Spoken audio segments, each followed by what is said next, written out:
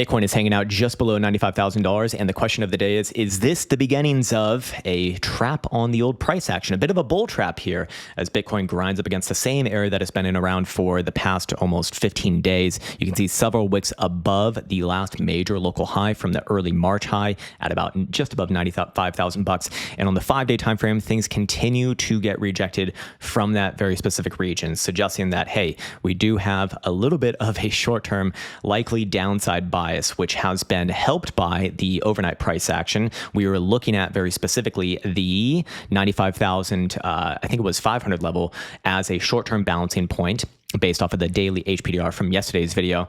And if Bitcoin does close below there, which it did, we should be looking for a move closer to the bottom side of the range. In this case, the price action pivot here is still the same, just under $93,000. That is to say, Bitcoin could come down there, test around there, and still be quote unquote okay, no trap essentially implied. However, the second that Bitcoin really starts to come back down below about $93,000, or if you want to be super exact from the price action pivot, it would be 92,900. Well, that's at the point where I do think there's a real conversation to be had that this is this is a trappy move right here. Now, when I say a trappy move, I'm not saying Bitcoin's going to move to new lows below the April lows just yet. I don't think that that's actually going to be happening, or especially in the short term. But Bitcoin could easily come down into the low 90s. We'll get to areas of interest for that a little bit later. But while we're here, let's go to the 12-hour time frame. The 12-hour time frame does have 1, 2, 3 drives of regular bearish divergence coming off the last few highs here.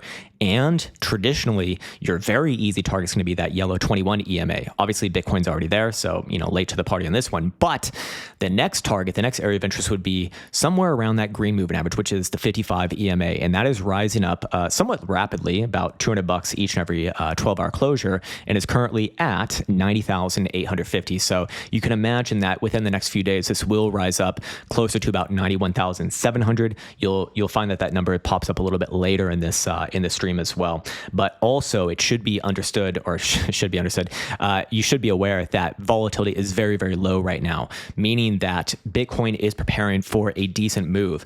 And this this move that we saw recently, you would have really expected, volatility to have remained rather high into this region as Bitcoin made new highs. Instead, we got the opposite. We saw volatility come down incredibly rapidly, by the way. I mean, this is literally below 5 percentile right now at 317 for the day thus far. So, when I see something like this, it does favor a little bit of the short-term downside. Of course, on top of that, when we go ahead and look at daily stochastic momentum, we can see the daily stochastic oscillator is continuing to the downside here after a little bit of a fake cross, which we identified as highly suspect over the past couple days, and is now headed down and going to very likely close below the critical zone for the for the bullish side if Bitcoin closes today below about $97,000, which right now it is operating close to $2,500 below. It's not an impossible task for Bitcoin, of course, but does imply that short term, if we do see volatility expansion, well, that's going to favor the downside. And seeing as Bitcoin doesn't have too much room for error here before it does start to really break below this major price action pivot, I would say that is really a setup for a potential trap to emerge. Now, in the short term, over the past couple of days, we have been more on the pullback side. Pullback side, again, different than actual reversal, actual trap. That equation gets verified, again, at least below this price action pivot here. That would be if you want to be a little bit more aggressive, that would probably be good enough on a daily closing basis, or especially like we went over, I think it was over the weekend, the median on the HPDR for CME, which is actually 94,800. So if you see a daily closure below there, I mean, this is going to really look like a bit of an island top and back down to the low end of the 38.2 level, which, by the way, would be a gap fill from the Tuesday of a couple weeks ago. And that would also simultaneously be below, of course, that $93,000 price action pivot, or 92,900 if you want to be super exact, because that price would be effectively 91,300. So a lot of things kind of aligning around that region. I'm just going to say $91,500. It's easier to say, but you can see that there's some a little bit below, some a little bit above. probably marketed into the middle there is about right. But below that level, very specifically on a daily closing basis, that is when you have a very high probability of this correction dragging much further south. When I say much further south, I mean into the mid 80s. Until then, it's I guess there's still some hopium around here. I personally do not think that is going to play out. But if you want to trade trends, if you want to just generally be generally follow where things are from a traditional standpoint, then yeah, you could kind of maintain, or you can do whatever the fuck you want, but you would maintain a bullish bias as long as Bitcoin's especially above at least that pivot. Anyways, moving on from there, I do want to go over spot price action HPDR, which did break the median. So I think that this is more or less a formality that Bitcoin needs to hold above the next one for CME. But hey, again, I'm trying to provide a little bit of hope here, I suppose. And of course, we should now talk about corrective targets. So as far as the relatively short term goes, again, somewhere down around about mid 91s is, I do think is rather likely based off of the bearish divergence here on the 12-hour time frame. If volatility starts to expand, really above like 30, 35 percentile, then hey, yeah, that's going to be a very obvious target. Until then, does Bitcoin play out a bit of a short term bounce here? Maybe give one more try towards 95.5 to 96. Definitely possible, but with the way that things are looking on the lower term timeframes, it looks to me like it actually wants to try again to the downside. Now that I recognize it, hourly time frame has multiple drives of hidden bearish divergence.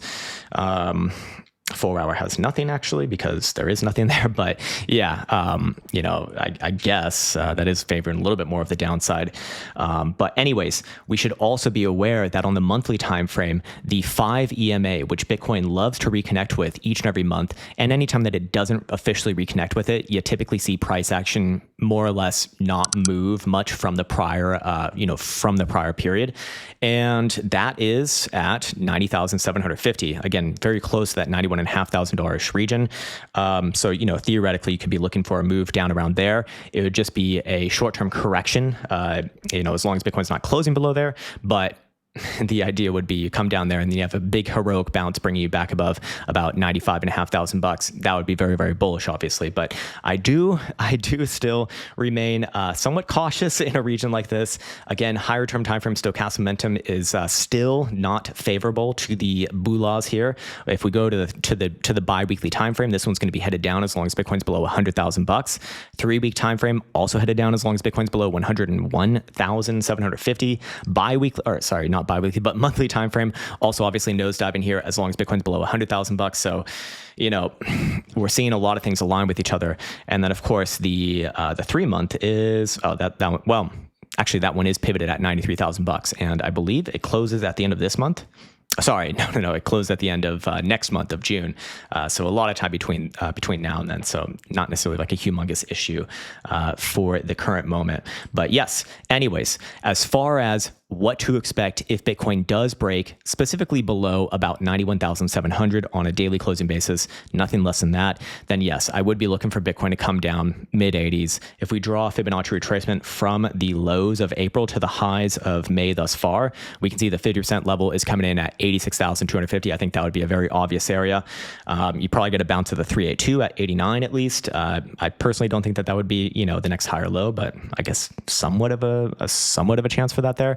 And then, of course, if things really get bad, be looking somewhere a little bit closer to $83,500, also in alignment with the 618 fib here. So, these would be the areas of interest, upon confirming that. But for right now, yeah, if I'm giving my just general opinion on this, I have to favor the downside here, at least down to, low 91s, based off of what we spoke about earlier. And then if we see breaks, then those are going to be the next areas of interest, at least for myself. We should also go have a quick check-in on Tether dominance. Tether dominance is still kind of in the same region, having a little bit of a bounce from when we last looked at it. Actually, if this one's anything to go off of, looks to me like it actually could have found a high right there. So perhaps that would be more on the bullish side as well. I don't know how much I would hold on to that hopium here, but the thing is that Tether dominance could bounce up to 540 or 5.5%, which would obviously put downside pressure on, crypto, namely Bitcoin.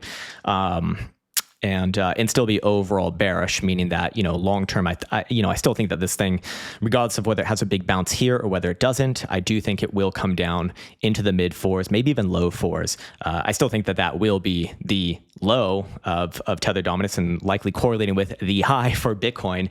But, you know, depending upon how that interacts, I could still see Bitcoin going to like 120 or 125,000 bucks.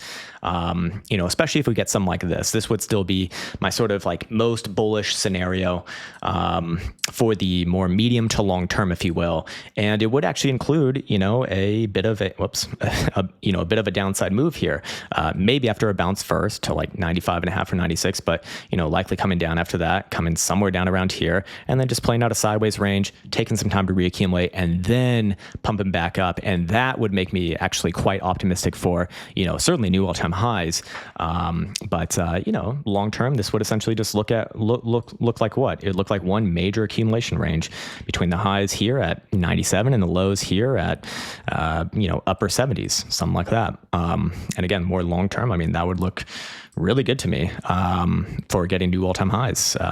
So yeah, anyways, a little bit of hopium at the end of this one. I should also let you know that we've actually updated the quantum wave band strategies. We have also added a new one for the trending strategies. You can claim it just in the exact same way that you claimed all the other ones. And by the way, you can also try out the quantum wave bands if you haven't already for free with a 7-day trial. You don't even need a code at this point anymore as well. And you can actually even try the price action pivots here as well for free for that same time frame as well. No code needed. And yeah, that's where we'll end things for today. As always, I want to wish everyone the best. Take care, much love, and see you hopefully next time.